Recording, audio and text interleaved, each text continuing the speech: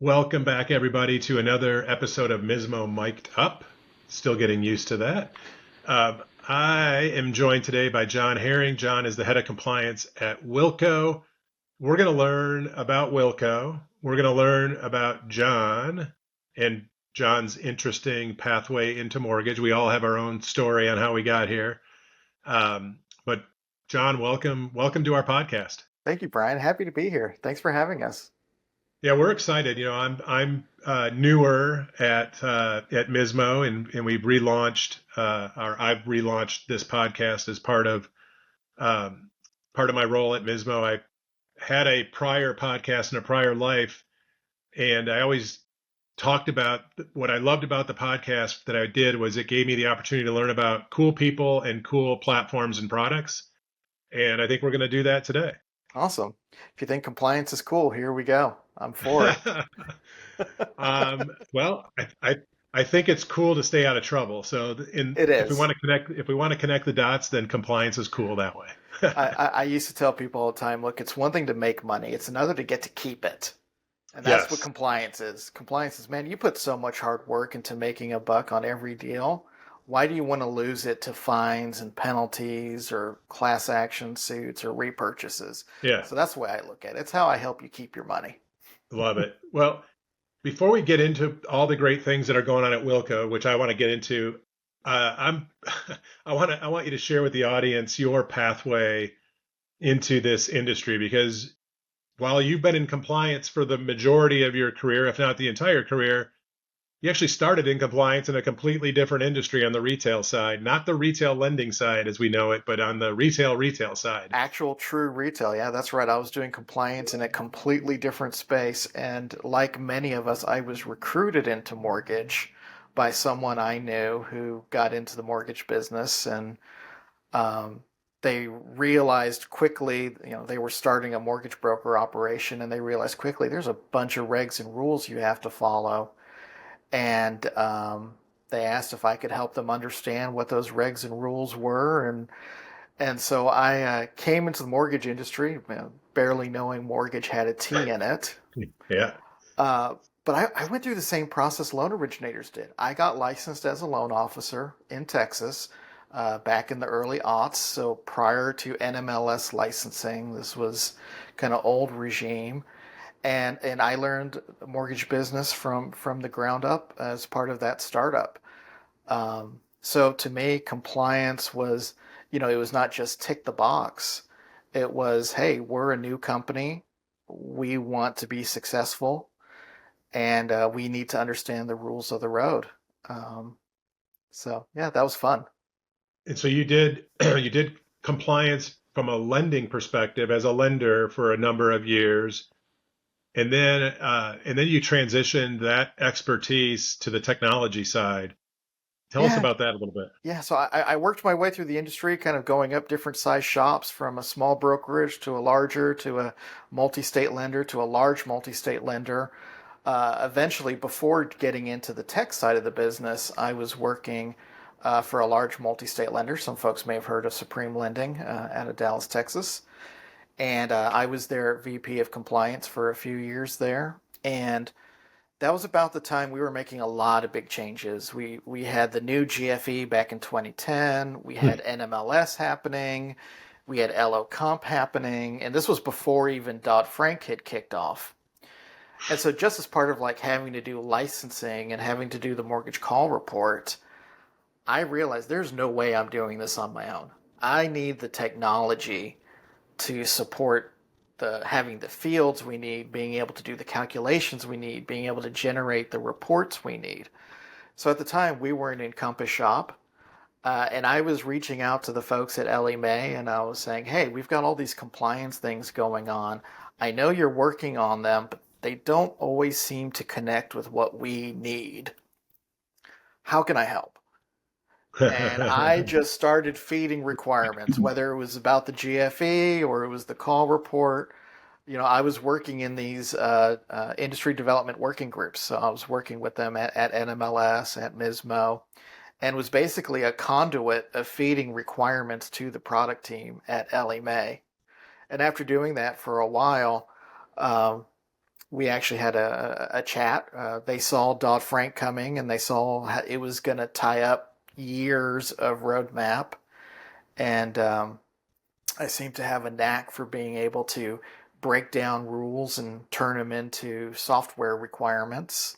So they offered me a job, and for 13 years, I was responsible for compliance at Encompass, at Ellie Love Mae, that. then ICE. Yep. Yeah, for about 13 years, doing all of those big, heavy changes all the way up into the URLA and the redesigned URLA. So because this is a MISMO podcast, I can veer off course a little bit, and but I think this will be good for the audience. You mentioned during those early days participating on the various working groups, whether it was with NMLS and or MISMO. Can you just describe for our audience that may not have the experience of being part of a working group that you described, and A, kind of what that looks like, and then B, like the personal, what did you get out of it personally and from a career perspective in terms of participating? I'm always Me fascinated to too. learn. Yeah.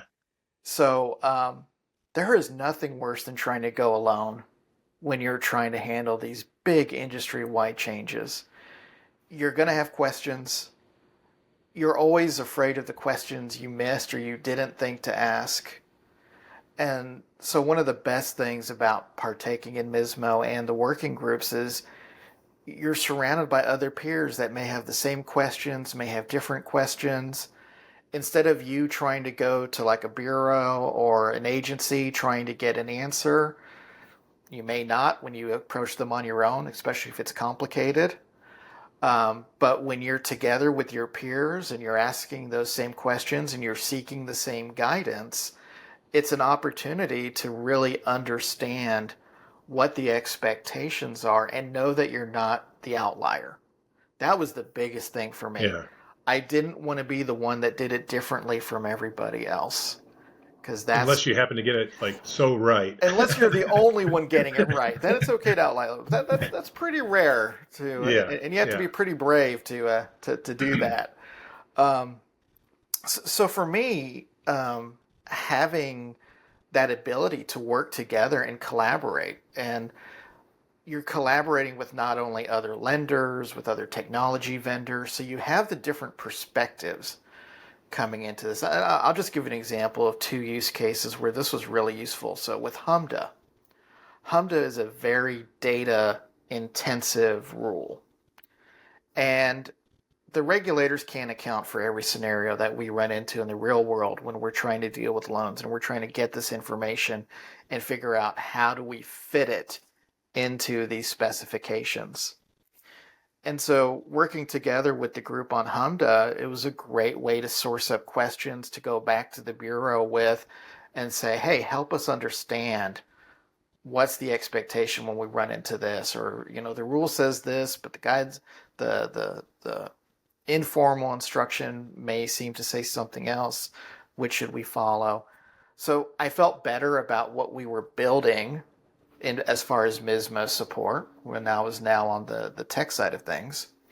But also just as a compliance person, it helped me get that insight and have those conversations into what was expected that you sometimes don't get in just reading the rule straight out. The other one that was huge was URLA.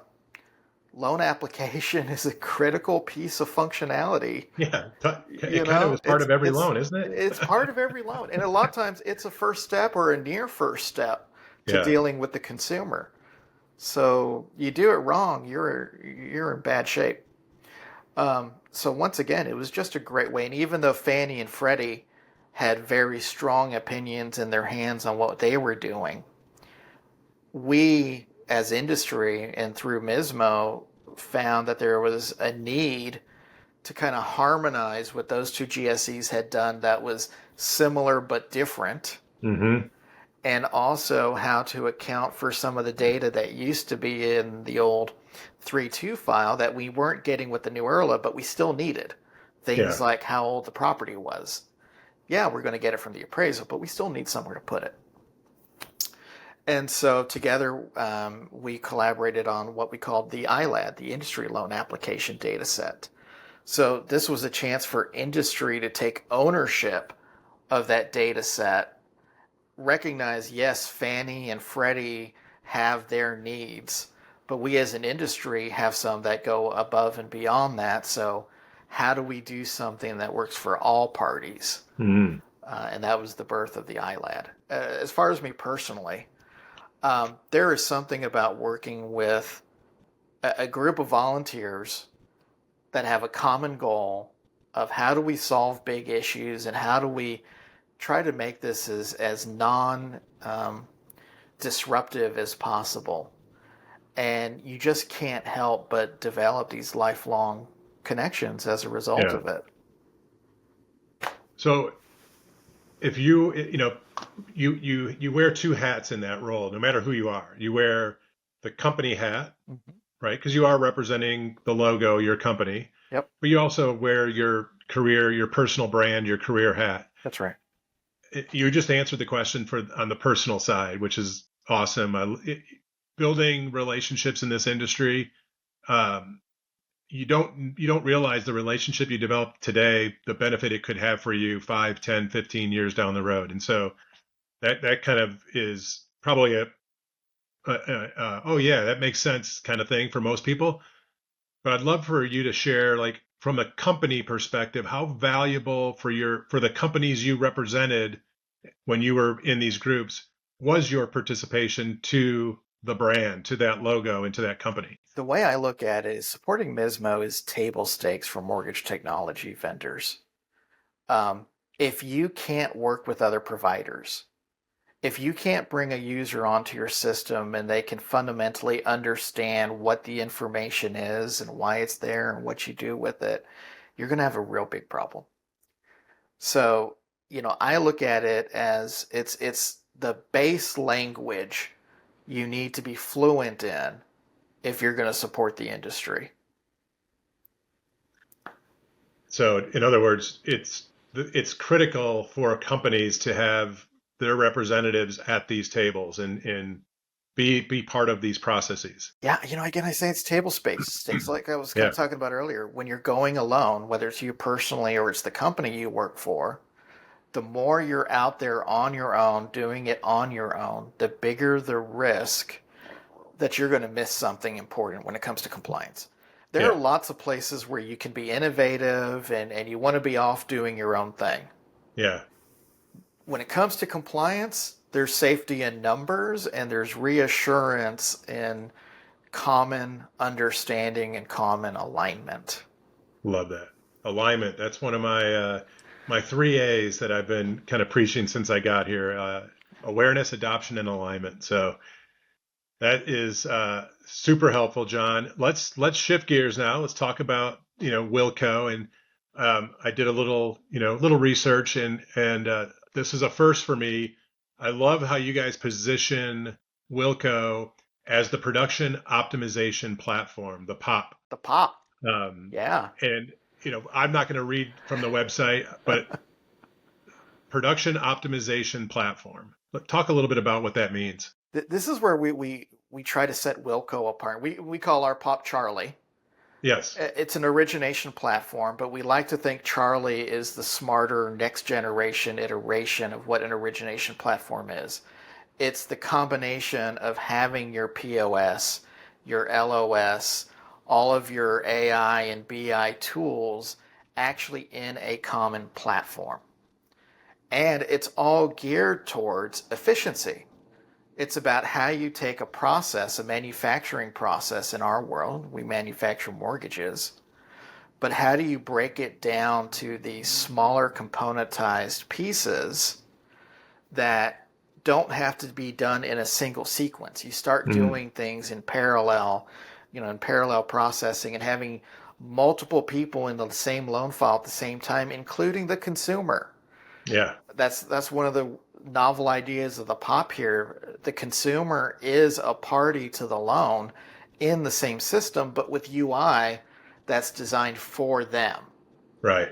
So it's all one platform. So you're not dealing with information going from one place to another place and playing the telephone game. as you go with it. Um, I get excited about it. I spent 13 years at the big gorilla, the 800-pound gorilla in the business, Encompass, and there was a lot of things we did there, and we did a lot of good while I was there, I believe. But having this access to newer technology and being able to be a little more innovative without being afraid of breaking sacred cows Hmm. has been really neat. And as far as the company goes, Wilqo, we're an emerging company, as you'd like to say. But if you look at the people behind it, these are all industry vets. Yeah. Ty Jenkins started DocuTech. Larry Huff and Dr. Yvonne Darius founded Optimal Blue. Right. Jeff Benjamin and I worked at Ellie Mae for years as he was head of sales and customer support at Ellie Mae. And so, these aren't Silicon Valley people that got a loan one time and figured, oh, I can do this better. Right. These are people that understand the nuances and how complicated it is, but also know what the appetite and the hunger is to do it differently and do it better, and avoid things like the hire and fire cycle that comes with changing volumes from season to season. I got to believe that, giving the state of an emerging company platform technology with the rapid expansion of AI is an exciting and maybe slightly scary time, especially in your role of head of compliance. Can you just talk about like the mindset around AI from the compliance side of the business? So I look at AI from a risk perspective, and it's not from the goal of avoid AI. It's how do we use AI right? What are the right safeguards you put in place? So it's as a try to be avoid. I've always said I'm not the compliance guy that just comes in and says no. I'm the Right. compliance guy that would come in and say, so how do I get to a yes? What does it take to get to a yes? So when it comes to AI, first thing you do is you define your high impact, high risk areas and opportunities. Example, a lot of people love the idea of using AI to help with credit underwriting. That's also one of your highest risk areas. Yeah. So not saying you can't do it, but look at the approach in which you do it. So for us, AI is not about replacing an underwriter. We think that's a fundamental mistake. AI is not mature enough. This thought of what AI is versus what it really is kind of disconnected today. Yeah. Predictive text versus actual smart thinking and inference. So when I look at it, it's how do we position it so that what we're doing is improving the user's experience? So how do we make the underwriter's life better? How Yeah. do we make sure they've got all the right information in front of them that they're ultimately responsible for making a decision on, and making sure that once they've made a decision, they're aware if any information changes after the fact that would cause them to need to reconsider or relook at it. At the same time, there are so many activities we do today by throwing human spackle at the problem that automation can help. I mean, you think about the classic stare and compare. You've got people looking at documents, looking at screens, saying, does this and this say the same thing? And if not, what do I do? So much of that can be automated to at least surface discrepancies and have someone make a decision rather than hoping that they're going to find them when they're trying to skip through things. So, a lot of what we do with Charlie, especially with the acquisition of the Brema team, is around intelligent doc content management, intelligent content management. It's what is coming in these documents, what's the data on them that I'm expecting or not expecting, and how do I bring that into the system to run against a rules engine as opposed to expecting a person just to know it all. I love the way you framed kind of the human part of the process. And I've been on several calls lately where the conversations have been almost to a T the same way. This is not about a tool, in this case AI, replacing the human. It's really about scaling the impact that human can have on a business, right? Yep. And, and we hear this a lot, especially in the loan officer space. AI is not going to replace loan officers, but loan officers who are leveraging tools like AI will make it infinitely harder for those that aren't, right? And Absolutely. so, Yeah. I Yeah. think, go Yeah, ahead. yeah. I mean, there's so many opportunities when it comes to things like, what's happening in product identification, what's happening in guidelines, Yeah. where, yeah, I mean, think about it. If AI can help a loan officer turn a deal from a, I don't think I can help you to, oh, wait, there is a way. There's a Yeah. bond program that's a perfect fit for this situation. Or, I don't know if we have an underwriting approval for this, but hey, actually, there is a way provided certain conditions are met. I mean, if you can turn a no to a yes on a loan, that might be worth the investment, Oh, depending yeah. on how many of those you can turn around. That's right. Um, I think again, it's how do in my world, I believe, like you said, that the people that use AI are going to have a competitive advantage, but also the ones that know how to keep the balance between the human touch and AI. Yeah. Um, the example I love to give, I hate phone trees. I hate calling somewhere and having the press one to go here, press two to go here, and invariably I end up just Yeah. mashing the zero. I want to talk to a person. Well, it's kind of similar too in the mortgage space. Yes, you could put someone through an automated process, but you're not building a relationship with them. Right. You're not listening to context clues. You're not in a position to have a give and take conversation. So maybe as an initial way of getting information, but at some point you need that human touch. I believe firmly.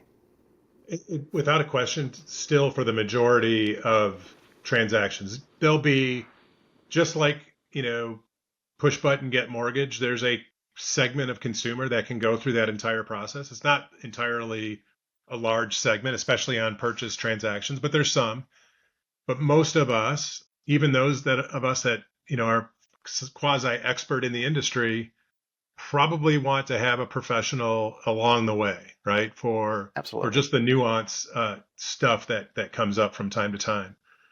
Uh, Last thing I want to talk about, John, is and this should be like right in your wheelhouse. So hopefully I'm teeing it up for you. So one of the current initiatives at MISMO is the Mortgage Compliance Dataset, the MCD. Um, I'm 7-ish weeks into my tenure here at MISMO, and I immediately saw this particular initiative, and I could see the value to the lending community. Like I could literally touch and feel how this would impact me if I were still a lender and this were, coming into play.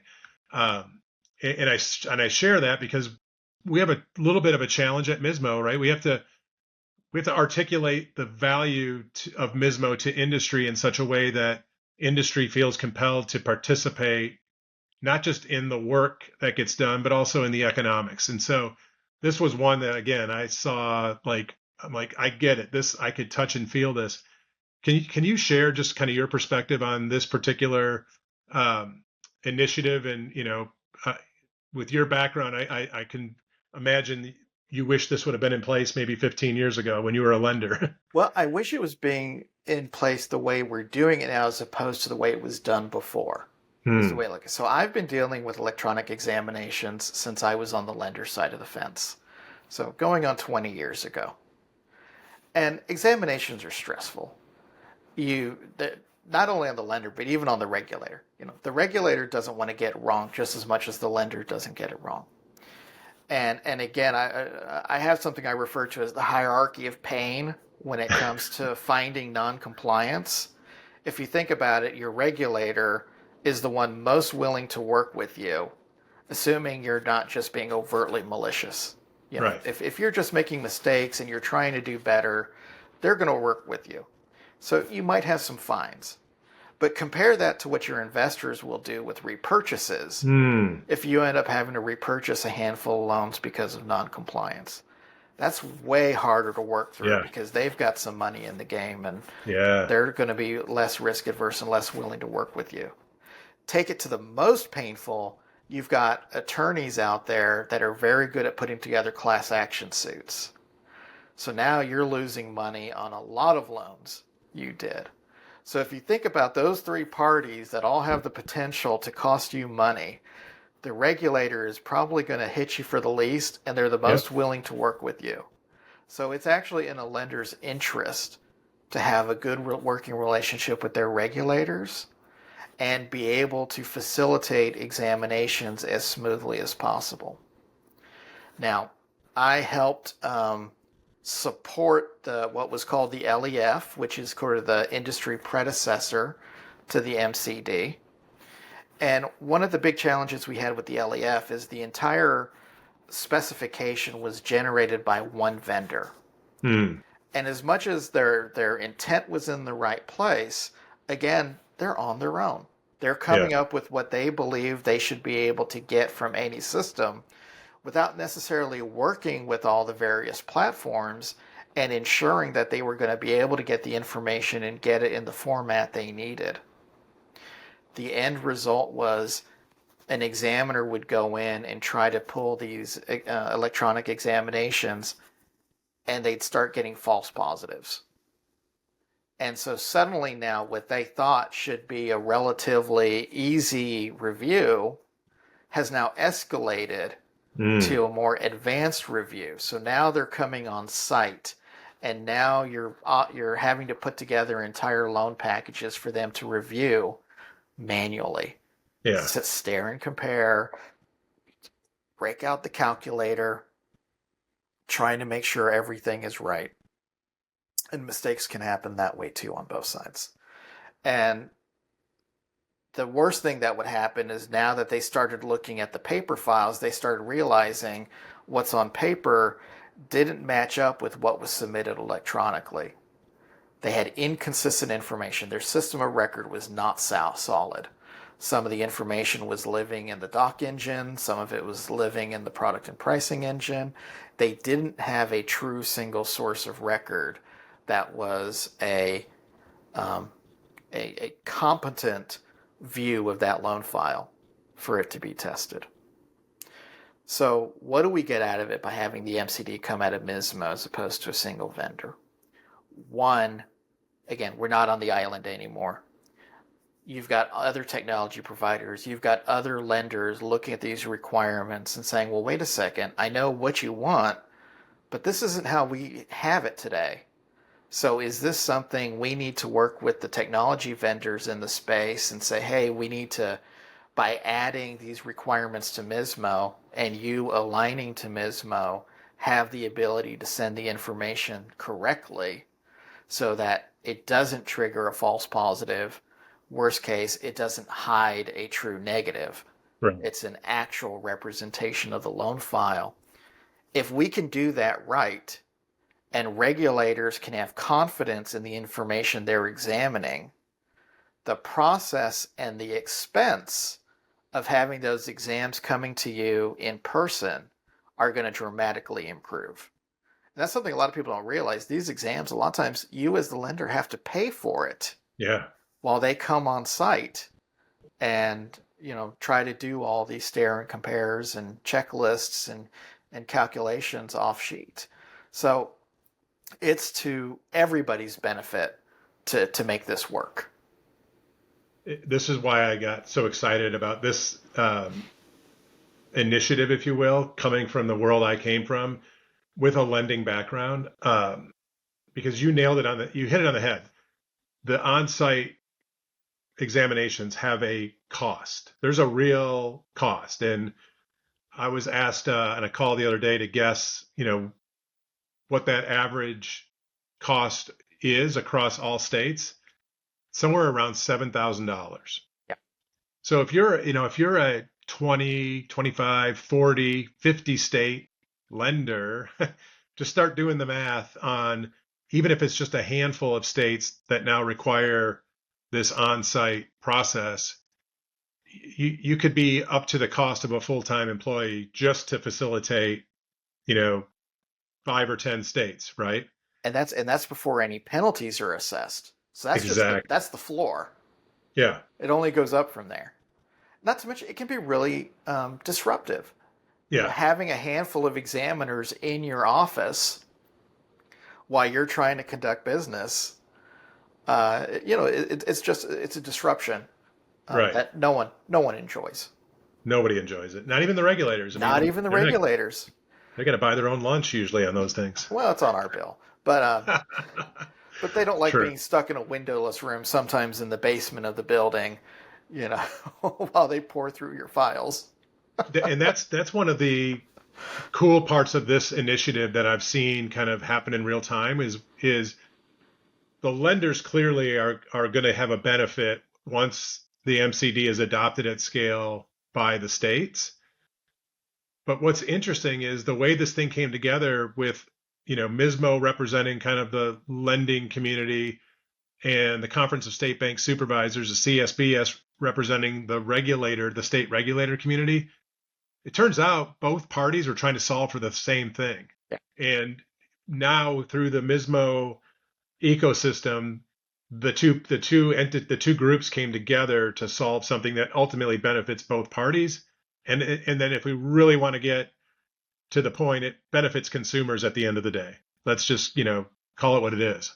Well, I mean, again, all of these rules are in place because they're a reaction to something that was detrimental to borrowers in the first place. So it's forcing you to take care of consumers, to do the right thing by them.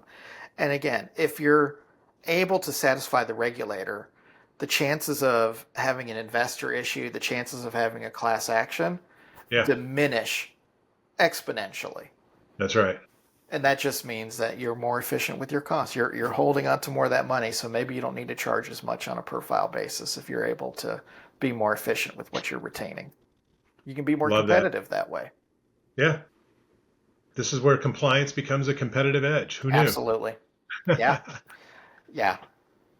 Well, John, this has been, we blew through 30 minutes and I could probably talk on this topic for another hour, but I appreciate you spending time with us and sharing your perspective on compliance, your experience, and then what all the great things that are going on at Wilqo. We're proud to be partnered with Wilqo at MISMO. Love that you're a lifelong MISMite, as they call it. Indeed. And just appreciate all that you've done for the industry through your efforts with MISMO. Well, thanks for joining me. Appreciate you very much, Brian. Thank you so much.